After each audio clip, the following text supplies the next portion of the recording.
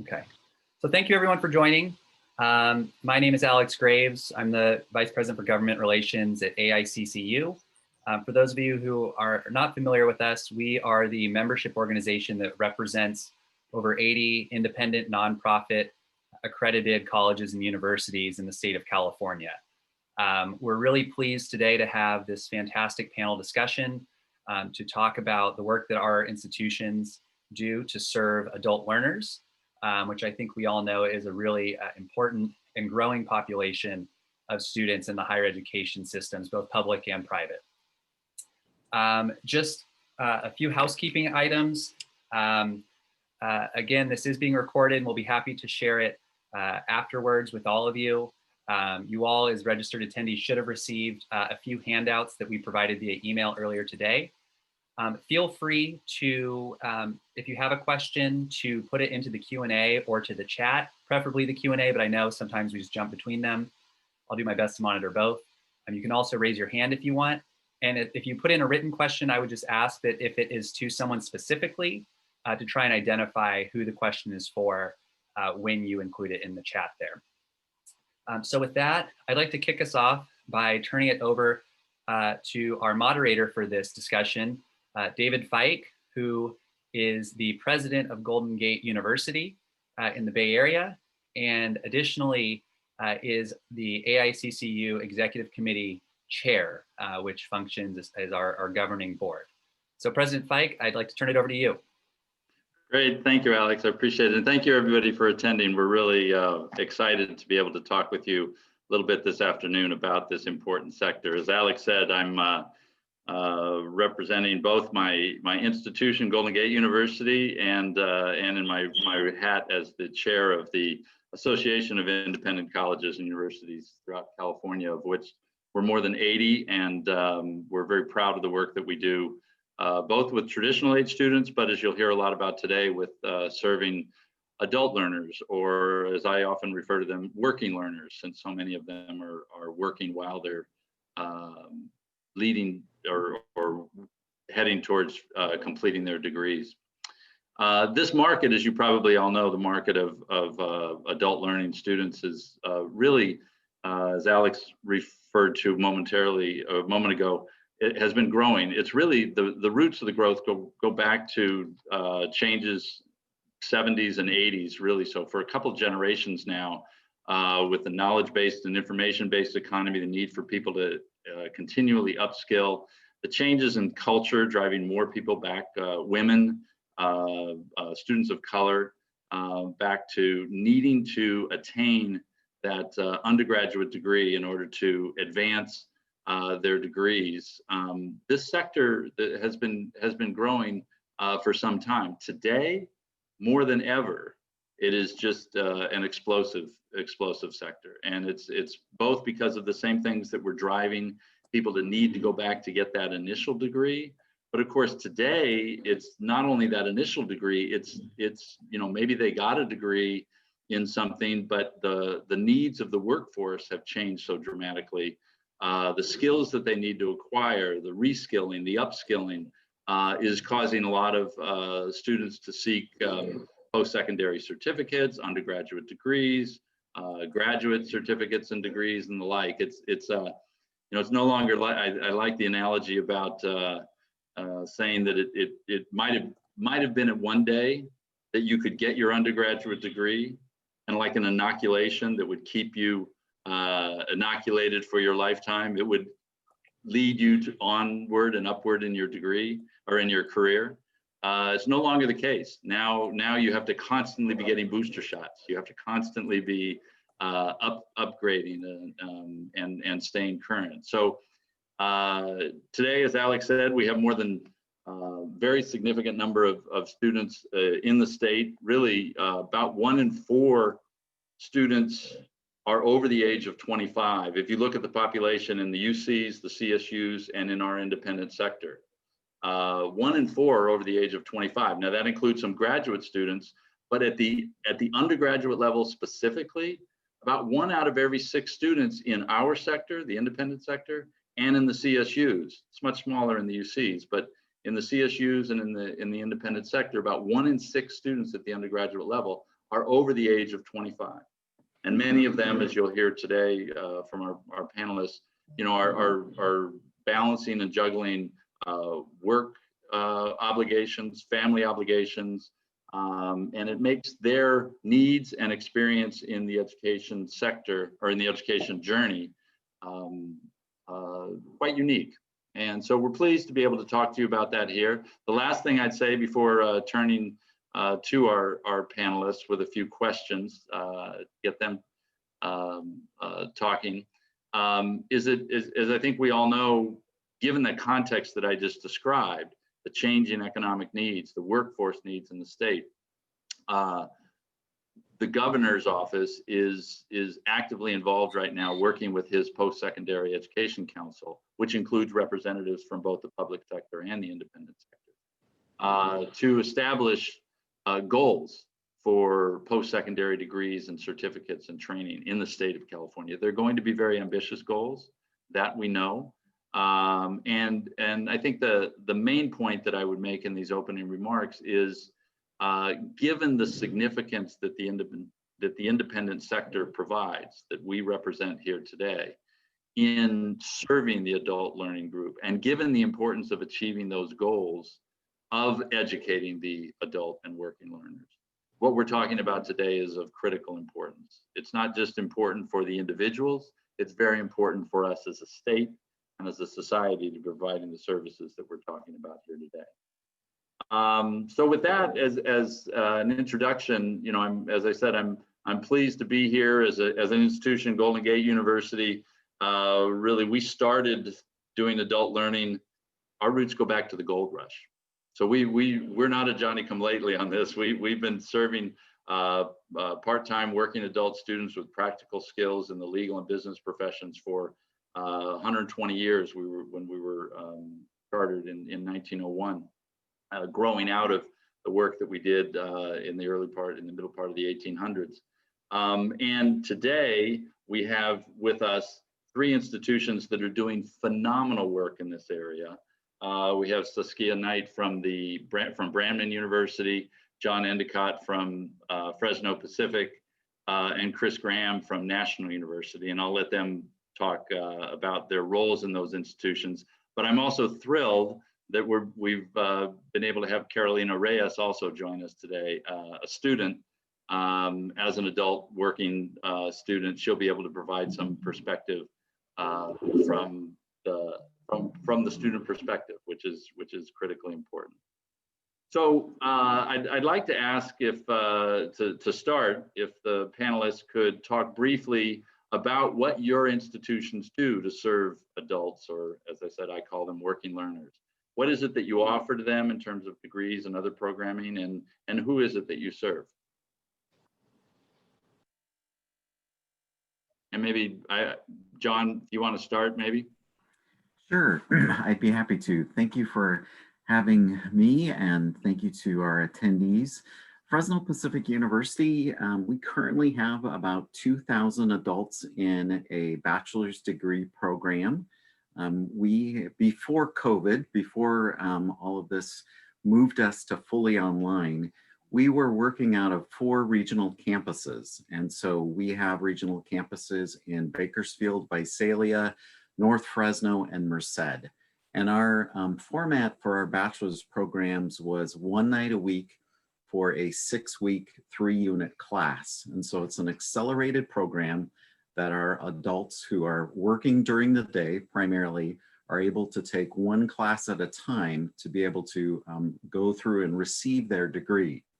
If they come to us with an ADT, if they have their 60 units from the community college, we have a 2-year graduation guarantee that we would guarantee that they would finish their degree within 2 years. And we have 11 different programs, from business to healthcare administration to social work to liberal arts, 11 different programs. We're a Hispanic serving institution. This last fall, we had 56% of our students were Hispanic. Our average age was 33. 75% of them are women. About 70%, 70, have a Pell Grant or are Pell eligible. About 30% are Cal Grant eligible. And we receive most of the students from the community college. And so they come to us with multiple transcripts. Here in the Valley, they've attended Reedley College, Fresno City, COS.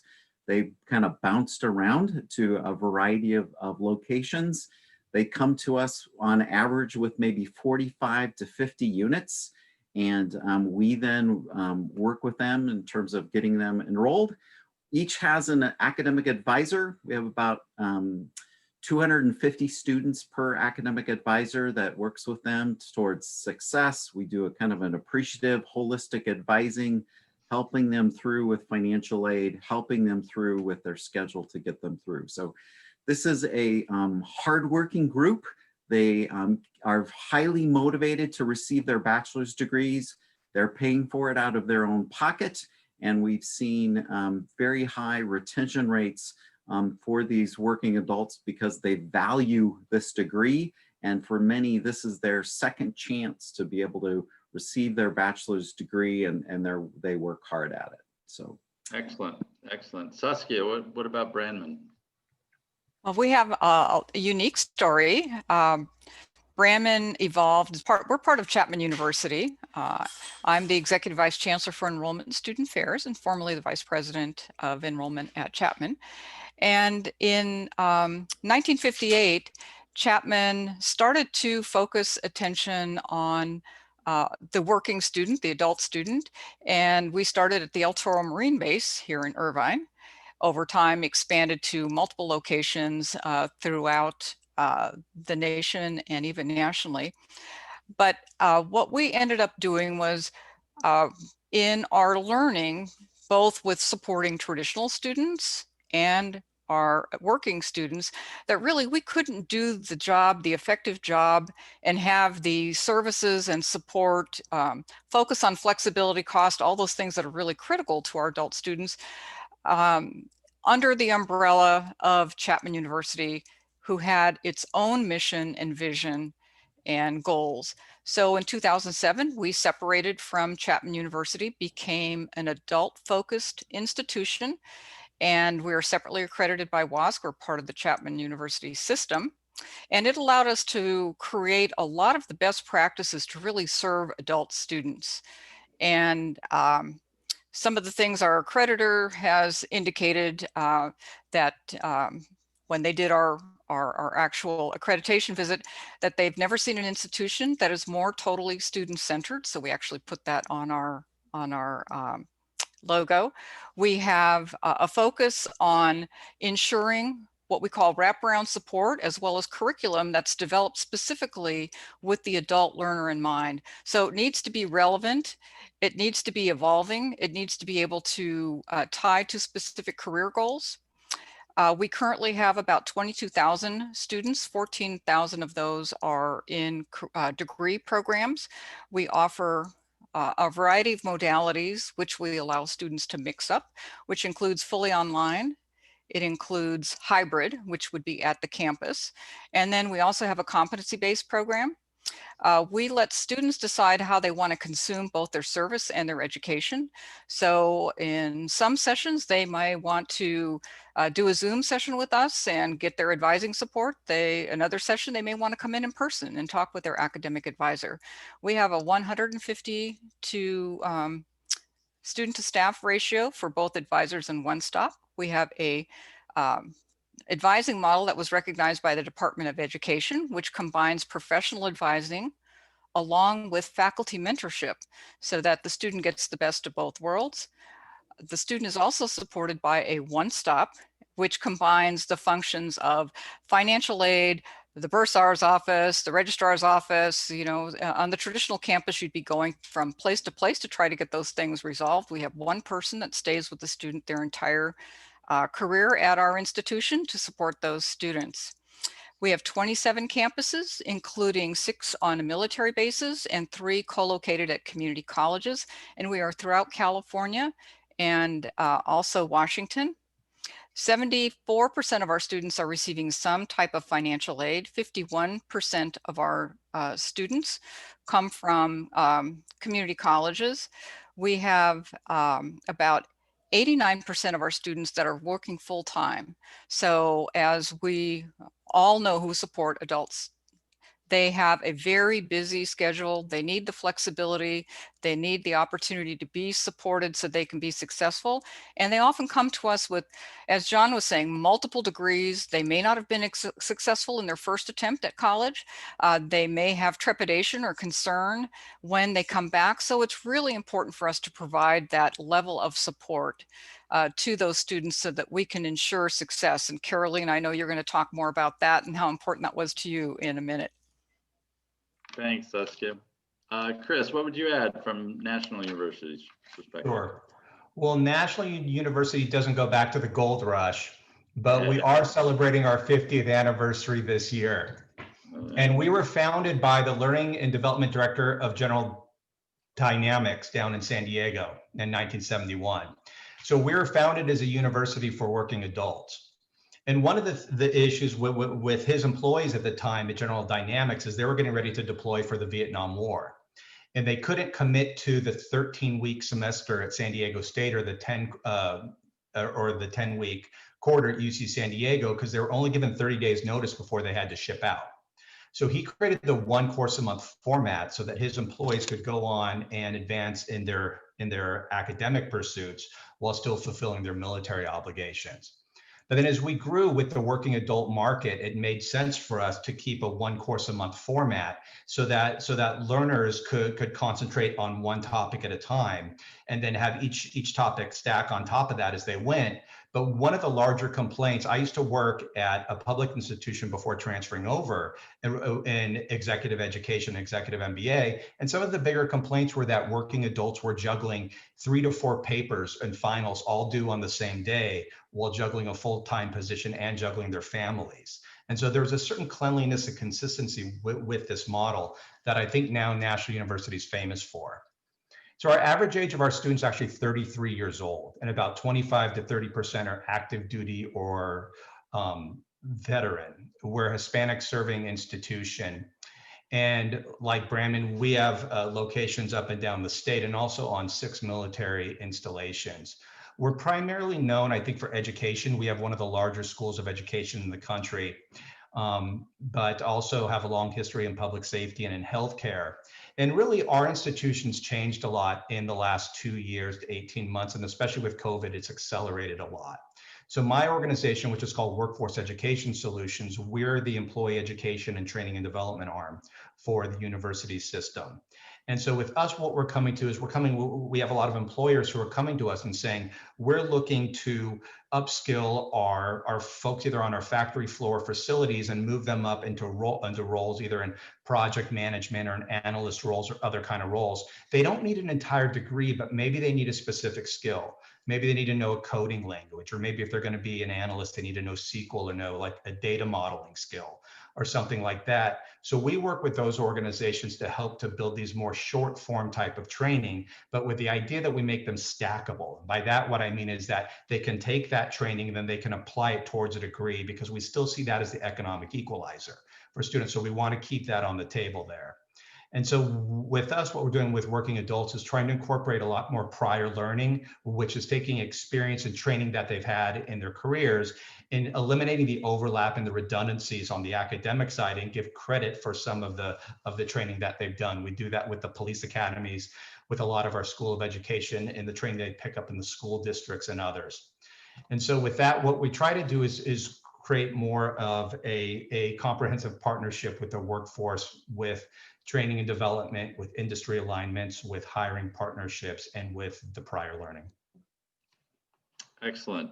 Thank you, all three of you. And after hearing from the representatives at the perspective of that they have with multiple programs, Carolina, tell us about your specific journey. We'd love to hear what it's like from the perspective of pursuing a degree from the vantage point that you've just heard these institutions are trying to serve. And I should say, Carolina is a student at the University of LaVerne. Yes. Thank you, President Pike, and thank you everyone for having me. Good afternoon. My name is Carolina Reyes. As President Fike said, I'm a student at the University of LaVerne, where I'm pursuing my bachelor's degree in business administration. I am a student parent raising my son while also working full time while I go to school. So just a little rundown about my journey. My higher education journey began at Mount San Antonio Community College, where I took some of my lower division coursework before taking an extended long 7-year break from school to focus on working full time and provide for my son. As the years went on and I was trying to move up, I found it very difficult, as President Fike said, to move up in the socioeconomic ladder without a degree. So I decided to eventually resume my pursuit for my degree.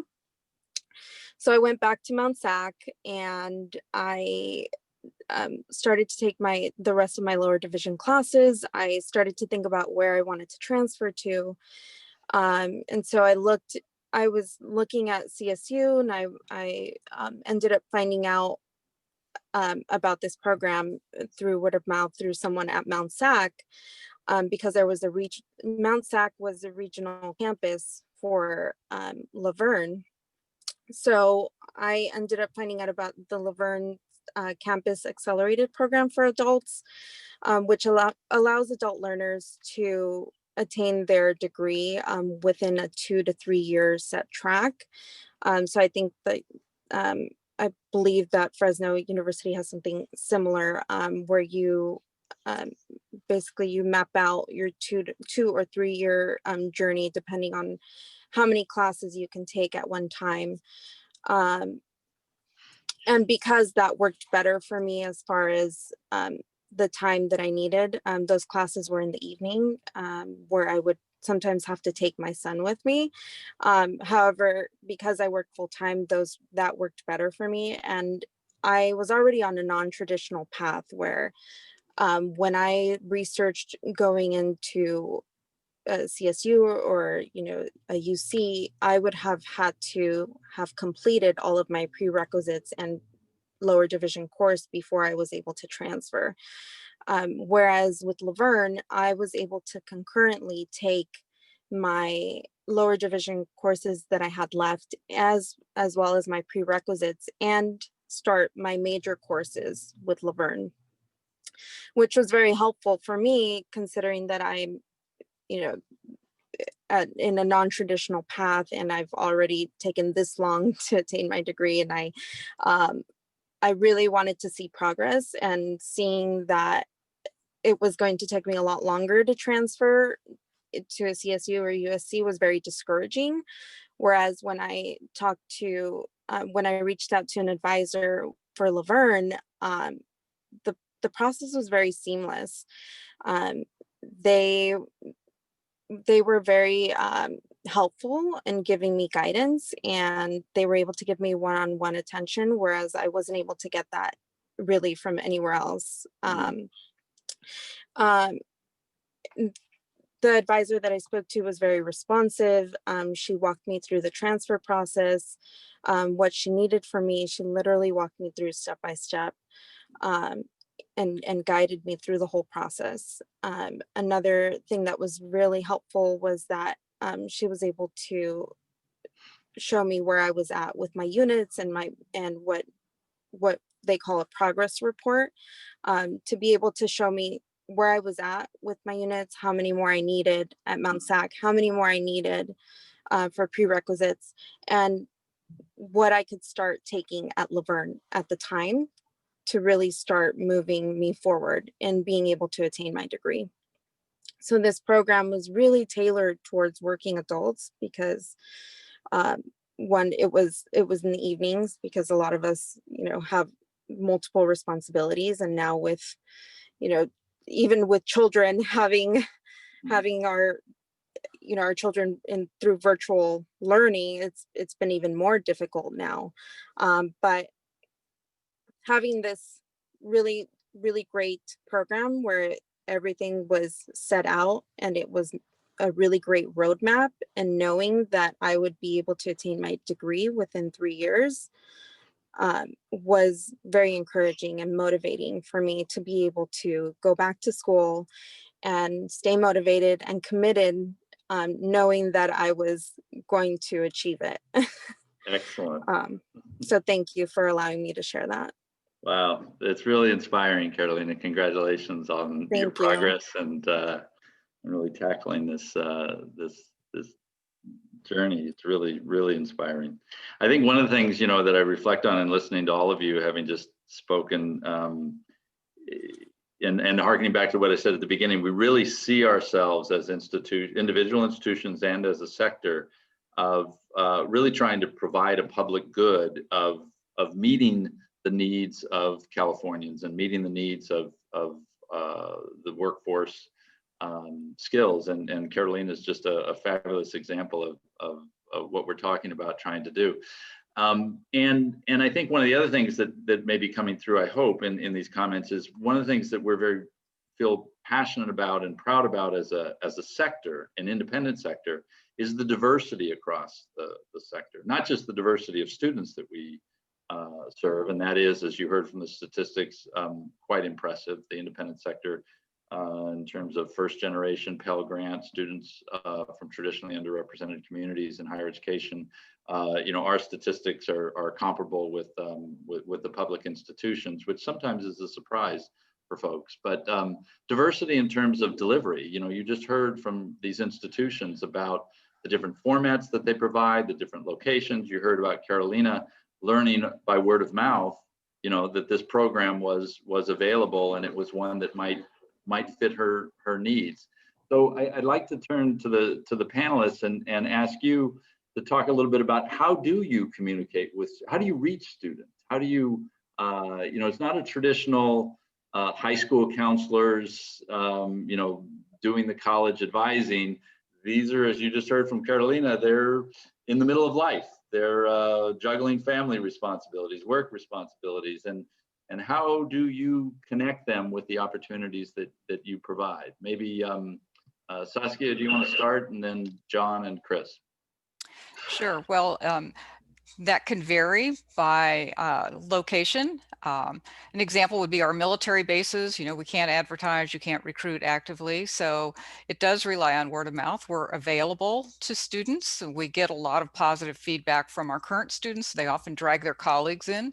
At our community college co-locations, we are right there in the heart of the community college. So we get walk-in traffic, and we do a lot of classroom presentations, that type of thing. And then for the rest of the institution, probably as similar as my colleagues, we have, our marketing efforts. We have a whole outreach team. We have a B2B, a big B2B arm where we have many, many partnerships with large companies such as Walmart, Disney, AAA, and we do workforce specific kind of partnerships. So we have a lot of different ways of reaching out to our students. We also make sure at our campuses throughout the state and Washington, we are on those community colleges all the time, and we are in the transfer center, making sure that we have regular appointments so that students can sign up. We're, again, in the classrooms at the community colleges so that we have the opportunity to talk about not just Brandman, but the opportunity for students to go back to college, because they're often balancing, am I going to use that money for rent? Am I going to use it for food? Should I be saving it for my children's education? But really, by the time, when they are making these decisions, as Carolina is a great example, these students, when they're able to complete their degree, they change their family's trajectory. They change their community's trajectory. And the importance of making sure that as all of you that are listening to this, if we are able to make sure that we provide the flexibility through different financial aid or grants or resources available to our sector, we have capacity. We are all passionate about student support. We want to reach out to students. We want to make sure that they have the support and care, because it's critically important when an adult student decides to go back that we understand the complexity of their lives, the support they need. Life often gets in the way, and that might have stopped them from the first attempt or the first 2 or 3 attempts at completing their college degree. But that's why we are set up specifically to do a ton of proactive outreach, just to make sure we are staying on top of anything that could be a barrier to their success. So again, we reach out in social media, lots of different ways, but the most powerful is having our students telling a prospective student about their experience. Yeah, that's good. John, what would you add? Yeah, at FPU, we do very similar types of marketing outreach. We do a variety of things through radio, television, digital advertising. But our most effective outreach is at the community colleges. We have what we call enrollment express events. Enrollment express events where students can show up at an event and usually within about 2 hours, go through the application process, get admitted, get packaged with financial aid, and get registered for classes. And so we have an assembly line of staff. We usually show up with about 30 FPU staff for this event. We work with each community college to kind of take over a building, or if it's a nice day, set up outside. And in a sense, we promote this event to come and get registered. But sometimes we just work with students who pass by and say, what is this thing, to get them in. We also host those events on our regional campuses as well. And so if you're not at a community college, you can come to our campus location and do that express. But for so often, it's the convenience. I don't have time to get my transcripts or get financial aid or do all of this stuff. So to create one event within 2 to 3 hours of then being able to go from 0 to 100 miles an hour, it has been very effective for us. We're doing virtual events in these COVID times, and so we've had some success enrolling students through Zoom and through these kinds of virtual events. But previously, we would have 120 people show up to an event at a community college, whereas now we would be very happy with 25 to 35 at a virtual event these days. So we hope to get back to that face-to-face and hope to be able to get back to serving students. I think that these working adults are busy, and so we have to accommodate their schedule, and we have to provide not only just modalities of education, evening programs, online programs, but also the service as well, to make sure that they're getting financial aid, getting their questions about their transcripts, and doing that at their point of need, not at our point of need, to be able to serve them accordingly. And in the Valley, the needs are great. The Central San Joaquin Valley has 11% of the population of California, and we only have 6% of the bachelor's degrees in California. And so if we do everything we can to keep the high school students in the pipeline to get their degree, that's not going to change the percentages as much as working with the adults who have some college that are out there to get them back into the pipeline, to re-enter them into the bachelor's programs. And so that's why I'm so passionate about it. That's why all of us here on this panel, I think, care deeply, because we do want these families to have that opportunity to change their community, their careers, their families with that bachelor's degree. Really good points, John. Thank you. Chris, what would you add from Nationals? So those were all great comments. One of the things in terms of the community colleges, I think John nailed it in terms of some of the challenges right now and not being able to be face-to-face at the fairs that happen up and down the state. But one of the things that we've been doing more is, so we align to the ADT, which is the 2+2 program. We have 26 programs right now that we've built out. But trying to work more directly with the faculty and the chairs and working the communication that way, because since we are challenged with not being face-to-face, looking for other opportunities to build awareness amongst students and still let them know that there are some viable options for adult learners and that they're not left out of the ADT process. So I'm lucky that Carolina was able to happen to stumble into that information, but trying to be more proactive from the university side and building awareness around that is what we're trying to do, because I think that we're still finding challenges with the ADT program in the private university sectors in terms of building awareness for us.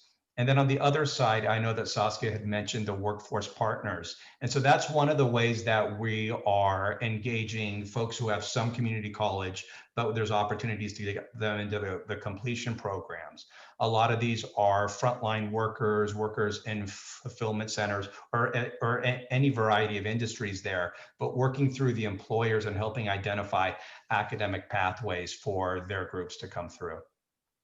Excellent. Really good points. I'm going to actually, I was going to ask the representatives to talk about sort of once you do have the students, and some of you alluded to this a little bit, once you do have the students enrolled, what are some of the things that you find that you need to do? But I'm going to ask Carolina that question. What do you find that is really helpful, as you're trying from the institution's services approach, that is really critical for you to be successful in this? Well, I think there was a good point about the process to be able to transfer and being able to have that, the ability to have that seamless process. I know that when I transferred to the University of LaVerne, I was able to receive my acceptance within, I would say, a day. So I was able to send them, my unofficial transcripts. They were able to clear me and get me approved and enrolled in the program within just a couple days. So I think definitely that process was very seamless, and that was very helpful for me, because I have a lot on my plate with my child and work, and it's a very stressful situation knowing or trying. Go ahead. And then what about then as you're enrolled and you're working towards completing your degree, what do the institutions do to help you persist and to stay successful in your courses? What kind of opportunities are there, and what have you found most helpful, and what are your peers find helpful as you're navigating this? Yes. So I talked about the progress report that the University of LaVerne has, and that is given to me at the beginning of every term. So the terms are 10 weeks, one night a week, which is very flexible for me, which is great. The progress report really helps me stay on track. That is, like I said, every term, the beginning of the term.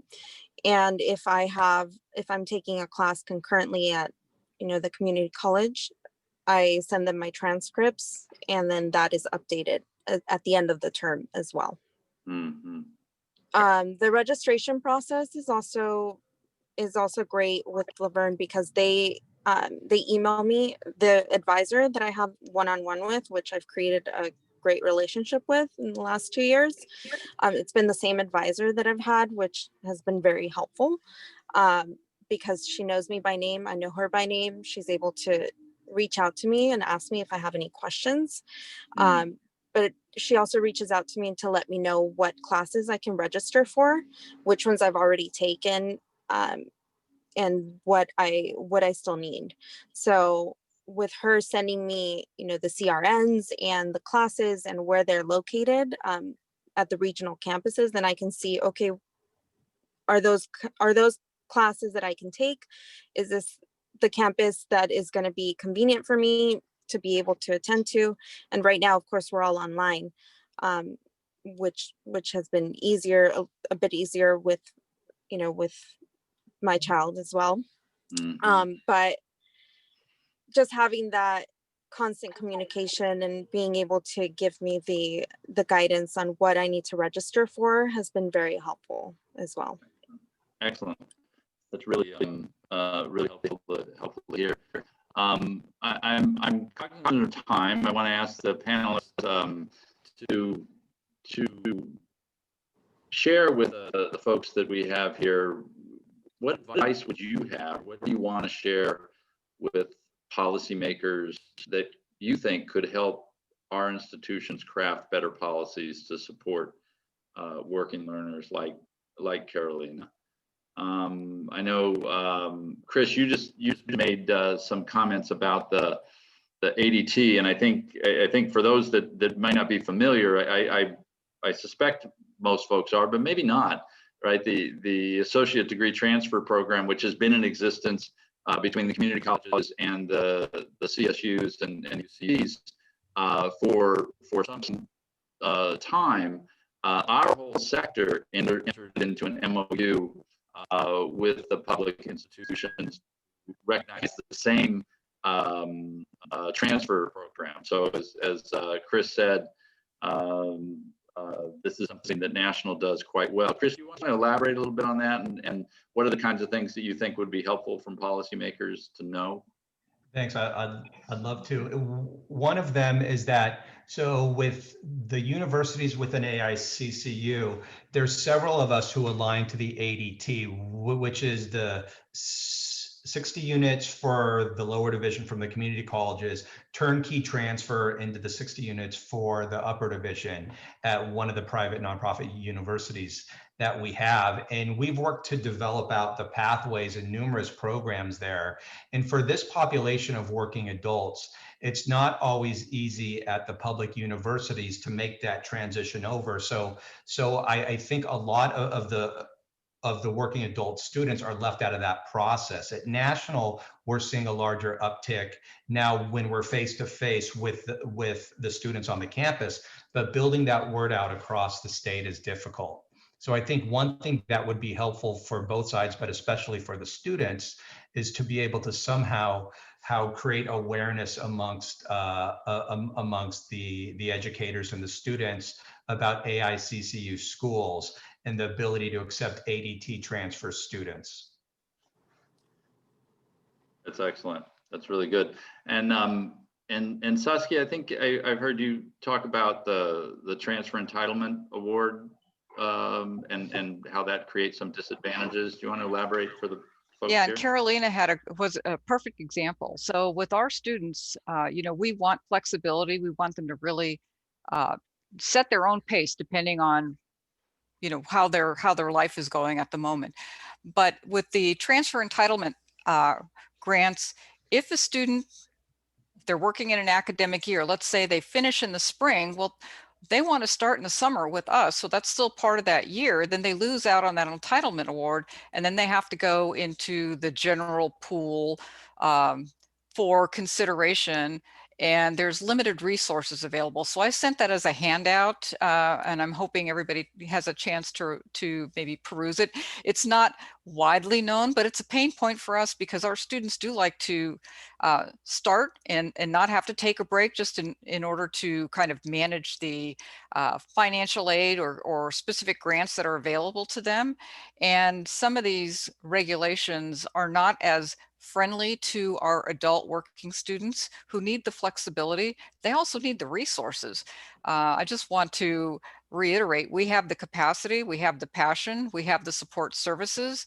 And I think, we are advocates for working students, and oftentimes, and I understand it, I used to work in the CSU, the resources go to our brothers and sisters in the public sector. And one other thing I want to just call out, and I probably am speaking for all of my colleagues, we have a very high retention and graduation rate. So we are committed to ensuring that student doesn't just accumulate debt, they actually are able to graduate. They're able to graduate in a timely fashion. And again, it's life-changing. Really good point, Saskia. Thanks for making that. And John, if you might talk also a little bit about, I know there's a large number of students in your institution and in your region, undocumented, low income, and again, there are sometimes a lack of awareness about how much of that, how our institutions are serving that population, and yet so many of the state programs are geared toward the public institutions exclusively. And we're very hopeful that programs could be steered towards the students, who then can use them in the types of programs that are most appropriate for them, which are sometimes CSUs, sometimes the publics, but also importantly the private sector. So maybe elaborate a little bit about your experience and the needs for that from Fresno Pacific's point of view. Yes, thanks, President Fike. We have probably 100 at any given time undocumented DACA students enrolled at FPU.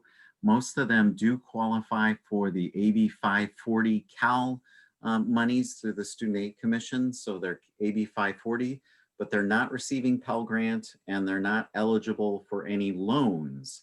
And so our inability, unlike the public sector here in California, to be able to have private loans through various institutions, our students then are left scrambling for resources to be able to pay for, finance, or be able to just afford that. So from our perspective, the independent sector lacks some of the same resources that the publics have, and that puts our students at a disadvantage in terms of being able to finance that. So that's a real difference between the publics and the privates from that standpoint.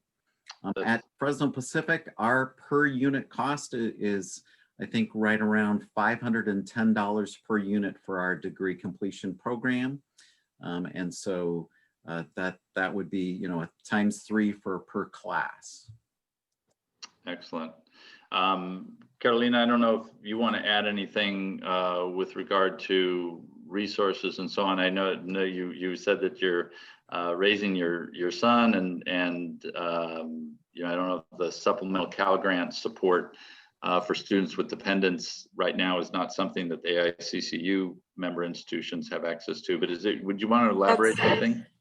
Of course, that's correct. I think Saskia really hit it on the nail there when she talked about student parents really have to consider, whether they're going to go back to school or save that money for, for food or rent or whatever the case is.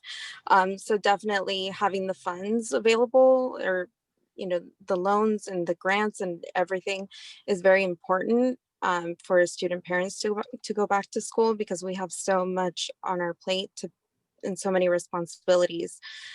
So I would recommend to policymakers to consider student parents in the independent nonprofit sector. And we're really just asking for equitable treatment as our public counterparts that do receive that supplemental Cal Grant award, as any student parent that is going to a private university doesn't receive that supplemental student parent Cal Grant support. And I think you said it really well. There's a common misconception of who goes to private schools, whereas that's not the case anymore. It's just what's right for us, what is going to work for our schedule, how we can achieve our goals, and who's going to help us get there. And so having the support from policymakers is very important for you to recognize that student parents at the private universities are absolutely need the support, and should be considered when writing out those policies. So that's great, Carolina. Thank you for sharing that. Really appreciate it. There was a question, I know, in the chat box about the price per units. And so I'll just say, from Golden Gate's point of view, we have developed a degree completion program that for ADT students is $300 a credit hour. Do the others want to maybe? I think one of you, Chris, you might have mentioned, but sure. Yeah, go ahead. So with the ADT program at National, what we did is we matched the CSU pricing. So it works out to something like $880 a course, which are there. So the idea is that it would be the equivalent of what it would cost a CSU. Yeah. Saskia? And our cost is $500 a credit, so it's typically $1,500 per course. Most of our students take in a trimester. We have a trimester, we go every 8 weeks. So there are 2 modules within the trimester so that students can move as quickly as they like. So that is typically 2 units or 2 classes in one module and 1 in the other. Our competency-based model is $6,500 a year, and that's there are 2 billing periods, so that's split up, and students move through that at their own pace. So they can go as quickly or as slowly as they like. That's very helpful. And I just also say, and I suspect this is true with a lot of the institutions, we also, as was said many times, try to do everything we can to recognize prior learning, recognize credit earned elsewhere, minimize the need for duplication of credit. So not asking students to, go back and retake courses that they might have taken somewhere else.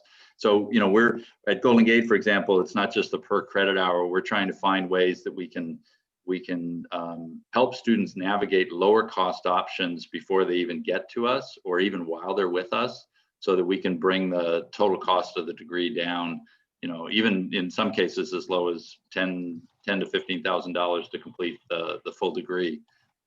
So we're very aware of the cost issue for students, particularly so in this sector.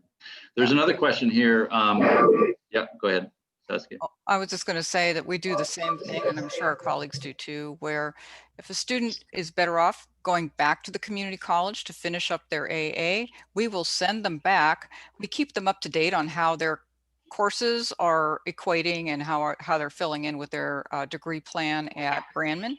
But we'd rather have them go there, finish those credits up, and then come to us, because it's a more cost-effective strategy for the student. So this is another question along the same lines that I'll ask any of the panelists to elaborate on. Are all your students fully covered through loans, grants, and scholarships, or do they have out-of-pocket costs to pay through other means each semester? Well, it's interesting with this population, because as we're talking about working adults, many of them are receiving corporate reimbursement for their education. And so even at many of the retailers out there, as people go in for entry-level or frontline jobs, oftentimes organizations will pay $5,250. That's often that magic number where the student doesn't need to recognize that as income. So that offsets a lot of the costs, which can, where the other pieces might be covered by Pell or other areas. So at National University, only about 50% of the revenue comes in from student loans, and the other is supplemented through other ways. Yeah, I would just say that one of the things that we think is really important is having that financial conversation with the student right at the beginning, so that as they're completing that application, they're concurrently working with the staff member to discuss how they're going to finance it. Are they using military benefits? Are they using tuition assistance?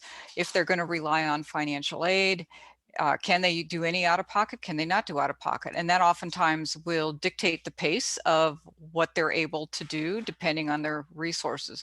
We really want to have a deep conversation about responsible borrowing and make sure the student really understands what they have to pay back, so that they are able to consider whether or not this is something that will work for them when they graduate. And again, the key thing here is making sure that student gets the degree. There's nothing worse than having a student loaded down with debt and no degree.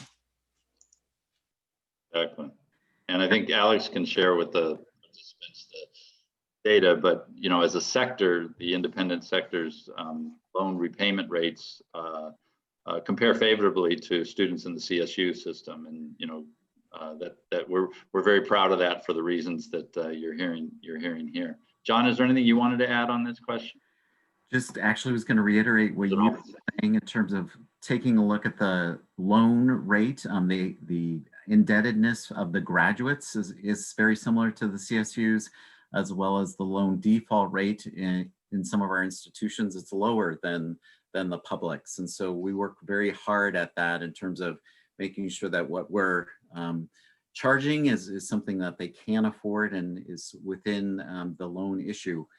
Oftentimes we find that students have used up their Cal Grant eligibility because they've been at the community college so long. And so part of the issue is that they've taken multiple years to get through that community college and have used up a number of their Cal Grant award years. And we've had some cases where it's better for a student to go back to the community college, repay the Cal Grant, pay that $1,000 back, so that they can then come to a private and receive $9,000 going to a private school. And so part of that issue is that adults oftentimes have been at community college for 5 or 7 or 9 years, and they're using up some of that financial aid eligibility at the community college and then missing out on finishing their degree at a 4-year.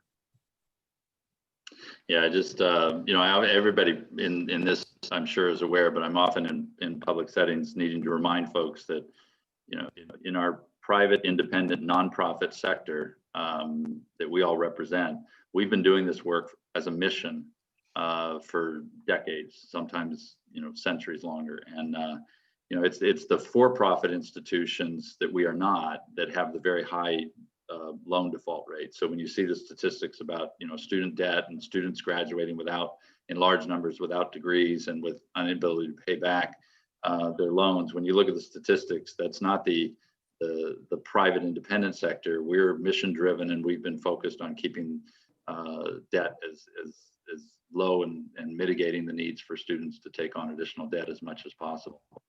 Alex, I know we're at the end of our time here. Is there anything that needs to be added from your perspective, or should we plan to adjourn? Sure. Thank you, President Fike. And really thank you, all our panelists, for joining. Really appreciate your perspectives. And Caroline, I really appreciate you joining in the midst of everything else that's on your plate. But certainly, the student voice and your experience is so important to any of these conversations. I just want to also thank everyone who joined today. I saw some familiar names in the attendee list.